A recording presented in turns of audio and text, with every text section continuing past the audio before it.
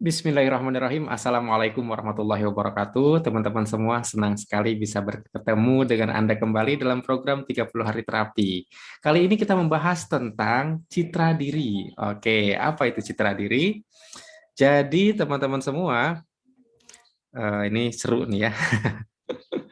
Jadi citra diri itu sebenarnya teman-teman semua ya, kalau saya bahasakan dengan cara sederhana, itu adalah kartu nama yang Anda tunjukkan kepada semesta. Wah, kok semesta ya? Kenapa nggak ke orang? Karena nggak sadar ruang lingkupnya luas. Anda menyerahkan, saya ini seorang, kayak gitu ya. Anda nyerahin kartu nama gitu kan. Itu ke semesta teman-teman semua. Nah, seringkali kita nggak sadar sebenarnya. Kartu nama yang kita tunjukkan ke semesta itu apa. Nah, ini teman-teman semua citra diri gitu kan. Nah, contoh sederhana teman-teman semua, ada orang yang mempersepsikan, misalkan kan suka dengar Anda ya, ya maaf Om, saya mah newbie gitu kan. Newbie itu apa? Saya pemula kayak gitu kan. Ada orang yang merasa bahwa saya ini seorang pemula gitu. Nah, apa sih dampaknya ketika dia mempersepsikan dirinya sebagai seorang pemula? Maka dampaknya bisa jadi dia mudah gugup walaupun disembunyikan kegugupannya, atau dia main aman, nggak mau ambil risiko, maklum pemula kayak gitu ya. Nah, pertanyaannya adalah ini citra diri ini dari mana ya asalnya ya gitu kan? Ternyata teman-teman semua asalnya dari sebuah perasaan. Mungkin dia dulunya minderan, mungkin dulu dia pemalu kayak gitu ya, orangnya malu sehingga dia mengatakan ya saya mah pemula, walaupun sangat mungkin udah lama juga dia berkecimpung di situ ya kayak gitu. Jadi citra diri ini teman-teman semua sebenarnya sebuah persepsi tentang diri sendiri dan dia mempengaruhi keputusan-keputusan kita baik sadar maupun tidak sadar. Dan citra diri ini dipengaruhi oleh emosi. Oke, sekali lagi, dipengaruhi oleh emosi. Nah, contoh begini teman-teman. Ada seseorang yang mengatakan kerja ini harus mesti teliti dan tuntas katakannya. Sebenarnya nggak sadar itulah persepsi dia bahwa yang namanya kerja itu harus teliti dan tuntas dan dia mempersepsikan dirinya itu seperti itu. Maka dampaknya teman-teman, dia menuntut orang lain untuk teliti dan tuntas juga, benar nggak? Dampak lebih lanjut, dia tidak mau berinteraksi dengan orang-orang yang kalau kerja tuh nggak teliti dan nggak tuntas, benar? Kalau Anda orang yang sangat profesional, Anda nggak mau ketemu dengan orang-orang yang tidak profesional. Dalam pengertian tidak mau ketemu itu tidak mau interaksi, apalagi ada dalam sebuah bisnis, Anda nggak nyaman, kayak gitu ya. Jadi persepsi tentang diri sendiri membuat Anda memilih untuk bertemu dengan siapa, berinteraksi dengan siapa, bekerja sama dengan siapa. Sampai sini udah mulai kebuka ya. Nah, bisa jadi di masa lalunya dia sangat bangga dengan ayahnya, dengan orang tuanya yang kerja dengan teliti dan tuntas, bisa jadi. Jadi ada rasa bangga. Oh, kalau kerja tuh ternyata mesti begini-begini. Lalu dia mempersepsikan dirinya seperti itu sehingga dia pun begitu, tapi kemudian dampaknya memfilter mana yang tidak dan mana yang iya gitu loh. Dan dia hanya bekerja sama dengan orang yang teliti dan tuntas juga. Nah, sebenarnya konflik udah mulai kebuka teman-teman semua. Kalau seandainya Anda adalah seorang pekerja, Anda seorang karyawan, Anda seorang yang berkarir di perusahaan, maka Anda bisa menentukan siapa yang akan bekerja sama dengan Anda. Ketika dalam 5 tahun Anda nggak cocok, Anda akan keluar atau mengeluarkan orang itu. Benar? Tapi pertanyaannya adalah bagaimana kalau seandainya ternyata orang yang bekerja sama dengan Anda seumur hidup itu berbeda. Berbeda citra dirinya, berbeda keyakinannya, berbeda persepsinya. Anda mengatakan yang namanya kerja itu harus tuntas dan teliti, misalkan. Ternyata pasangan Anda kalau mengerjakan sesuatu nggak pernah tuntas dan nggak teliti. Bagaimana Anda memecat dia? Oke. Nah, inilah udah mulai sumber-sumber konflik, teman-teman semua. Ada yang ketika ada masalah tuh udahlah nyantai aja, ntar juga masalah mas selesai sendiri. Ada yang ketika ada masalah tuh gimana nih harus beres gitu kan. Sehingga satu orang kerja karena satu orang tiduran ketika ada masalah. Beda kan? Kayak gitu. Nah, lanjut. Nah, pertanyaannya adalah dari mana citra diri ini kebentuk? Kayak gitu ya. Nah, teman-teman semua ingat, citra diri yang negatif bersumber dari emosi yang negatif. Dan seringkali kita tidak sadar bahwa citra diri itu negatif. Sekali lagi, nggak sadar loh citra diri itu negatif, dianggapnya positif padahal negatif. Tapi saya ingin langsung aja kepada mari kita hapus emosi-emosi negatifnya. Tapi sebelum kita hapus emosi negatif, mari kita kenali dulu apa program emosi kita. Setuju ya? Nah, di sini teman-teman semua Anda siapkan alat tulis ya. Anda jawab pertanyaan berikut ini. Kita akan membedah apa program emosi Anda. Saya marah bila apa? Saya sedih bila, saya takut bila, saya merasa menyesal bila, saya merasa malu bila, saya sakit hati bila apa? Nah, ini menarik teman-teman semua. Saya ambil contoh kayak gini. Saya marah bila dikhianati. Oke, perhatikan. Artinya, nggak sadar seseorang membuat sebuah tombol dalam dirinya. Tombol itu gimana ya? Kayak gini kali ya. Jadi sebuah tombol dalam dirinya. Di mana kalau tombol ini kepencet, maka meledaklah si marah, keluarlah si marah. Kayak gitu. Nah, tombol ini diberi judul dikhianati. Perhatikan, dikhianati. Nah, maka ketika dia merasa dikhianati, dia akan marah. Dikhianati turunannya apa? Turunannya dibohongi. Oke, dibohongi. Oke, ini dibohongi. Sehingga ketika dia merasa dibohongi, dia pun akan merasa dikhianati juga. Wah, ini aku dikhianati nih. Nih, dikhianati. Nah, kayak gini. Oke, dibohongi, maka dia marah. Nah, tapi ketika misalkan dia ternyata tidak sengaja misalkan ya keserempet, oke, keserempet kendaraan lain misalkan ya, ini nggak marah. Kenapa? Karena tombolnya belum kepencet. Jadi ketika seseorang mengatakan saya marah bila dikhianati, maka hanya jika dia dikhianati dia akan meledak dar gitu. Ketika dia dibohongi dia dar. Tapi ketika dia keserempet sama kendaraan lain dia nggak marah. Kayak gitu ya. Nah, ini nanti lama-lama akan ngebentuk citra diri. Tapi sampai di sini dulu Anda paham ya. Jadi sekali lagi, ketika saya marah bila disakiti, saya marah bila dibohongi, itu adalah program-program Anda. Nah, lebih lanjut lagi teman-teman semua, lebih lanjut lagi. Kalau seandainya kita bicara tentang pikiran kita, ketika seseorang merasa marah bila dikhianati, tidak sadar, justru gambaran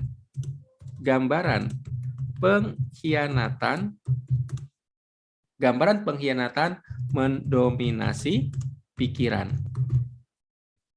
Contoh, saya takut dengan kecoa. Maka gambar kecoa itu akan memenuhi pikiran. Ketika baru masuk rumah teman, masuk kamar mandi, masuk toilet masjid, masuk toilet sekolah, toilet umum lah. Pokoknya berbau toilet atau toilet SPBU. Belum tentu juga ada kecoa, tapi gambarannya itu banyak kecoa di pikiran. Oke, jadi ketika saya marah bila dikhianati, maka gambaran pengkhianatan mendominasi pikiran. Dampaknya apa? Dampaknya justru dia akan menemukan pengkhianatan. Oke, nggak sadar teman-teman semua. Ini dari mana? Dari emosi tadi. Jadi dari emosi kemudian ke persepsi, saya marah bila gitu kan. Udah di satu sisi gampang emosi, di sisi lain kok gampang banget menemukan pengkhianatan seperti itu. Nah, sekarang Anda sadari lagi program Anda apa lagi gitu kan. Ini tuh hanya untuk ngebentuk kesadaran dulu teman-teman semuanya. Jadi minimal Anda sadar aja dulu.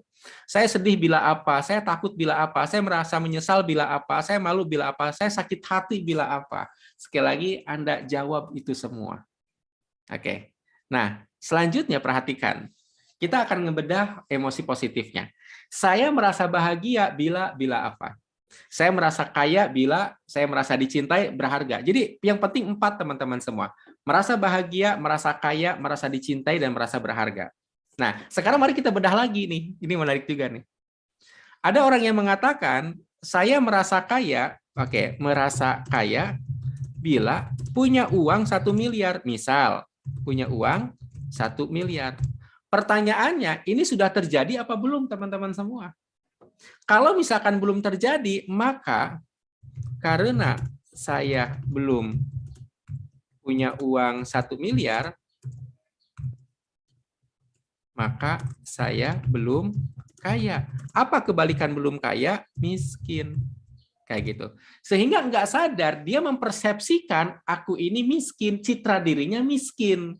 Nah, kalau orang miskin, gimana nanti ke depannya perilakunya, tindakannya, kebiasaannya? Nanti ngikutin dengan standar persepsi miskin tadi. Ketemu dengan penawaran-penawaran mahal. Kenapa? Karena mempersepsikan dirinya rendah. Sehingga kemampuan dia untuk mengakses keberlimpahan nggak dapat. Kayak gitu, karena dia merasa miskin banget.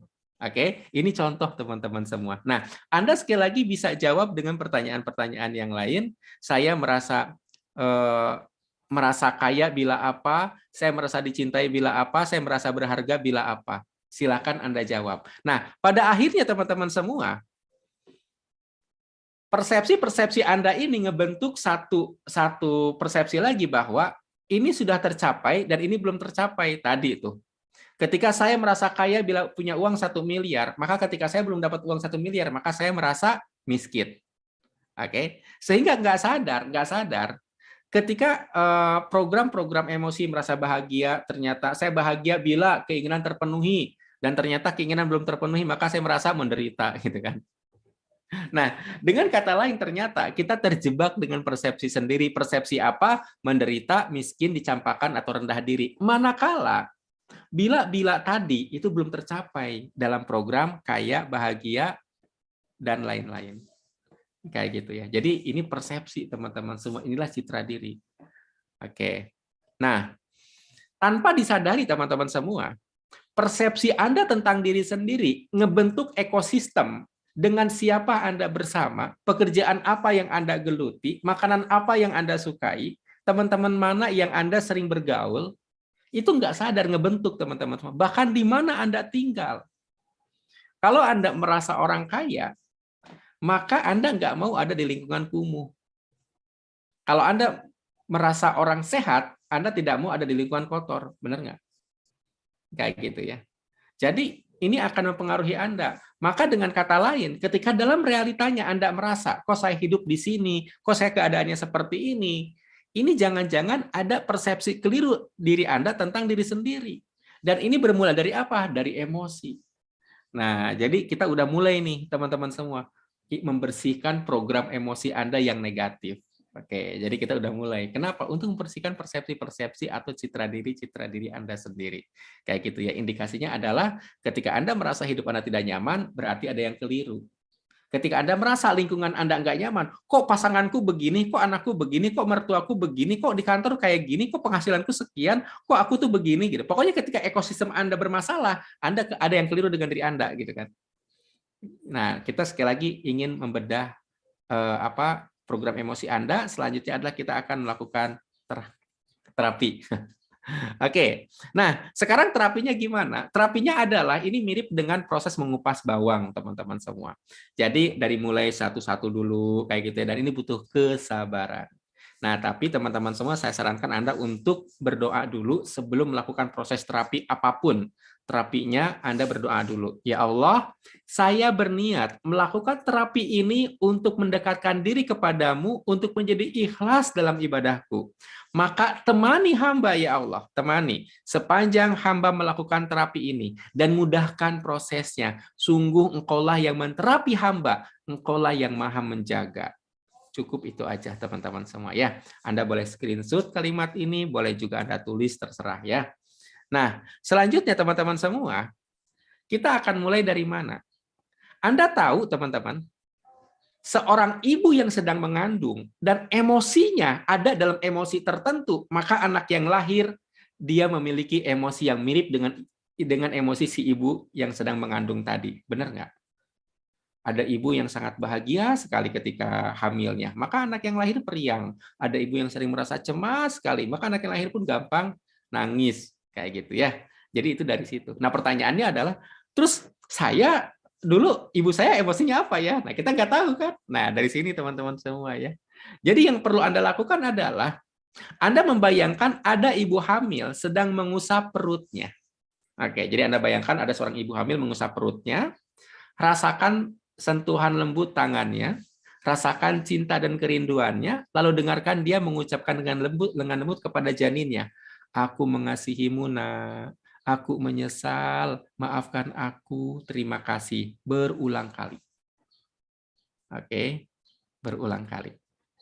Nah, lanjut teman-teman semua. Setelah Anda melakukan itu berulang kali dalam lega, Anda masuk ke gambar ini. Bayangkan seorang bayi baru saja lahir dengan sehat dan selamat. Itu adalah Anda di masa lalu. Nah, Anda boleh bayangkan dia digendong oleh dokter, digendong oleh suster, digendong oleh bidan, digendong oleh dukun beranak kalau di kampungnya, atau malah digendong oleh saudara-saudara atau siapapun lah, oleh neneknya mungkin, nenek Anda maksudnya.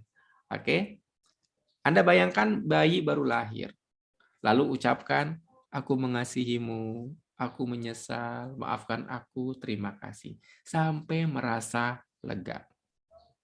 Oke, dan bayangkan teman-teman semua, ada bayi diapit oleh kedua orang tuanya, sedang tertidur. Dan Anda bayangkan, aku mengasihimu, aku menyesal, maafkan aku, terima kasih. Oke. Jadi Anda bayangkan sampai kemudian Anda lega dengan mengucapkan kalimat Ho'oponopono itu berulang kali. Nah, poinnya begini teman-teman semua, ini perhatian ya. Pertama, kalimat Ho'oponopono tadi itu bisa diganti atau dilanjutkan dengan istighfar dan sholawat. Jadi boleh diganti, nggak apa-apa. Atau bisa juga Ho'oponopono dulu, ketika emosi memuncak, Anda istighfar sampai lega, sholawat sampai lega, balik lagi ke Ho'oponopono. Itu yang pertama. Yang kedua, Anda jangan menganalisa, emang dulu aku seperti itu. Aku tuh bukan anak yang diharapkan kata ibuku. Udah, nggak usah dianalisa. Jangan dianalisa, teman-teman semua. Itu adalah rekayasa pikiran. Dan pikiran tidak penting apakah itu nyata atau bohongan. Pikiran nggak penting itu. Pokoknya ketika saya instruksikan untuk melakukan itu, lakukan saja, praktekkan saja, jangan dianalisa, dan tugas Anda adalah mengucapkan kalimat Ho'oponopono sampai lega. Sebab apa? Emosi ini masalah otak kanan, sementara logika otak kiri, gitu ya. Sama seperti Anda suka musik apa? Oh, musik pop. Kenapa? Susah dilogikakan. Itu masalah emosi ya. Lanjut. Nah, kemudian ingat, Anda ketika praktek ini mesti sudah baca Al-Baqarah atau kitab suci dalam 3 hari ya. Dan praktek taubat. Kenapa? Biar bertahap kayak gitu ya. Karena di sini ada doa, doa itu spiritual ya. Jadi Anda mesti bagus dulu spiritualnya baru masuk ke sini. Oke, teman-teman semua, seperti itu materi kali ini. Semoga bermanfaat. Silahkan praktekkan. Assalamualaikum warahmatullahi wabarakatuh.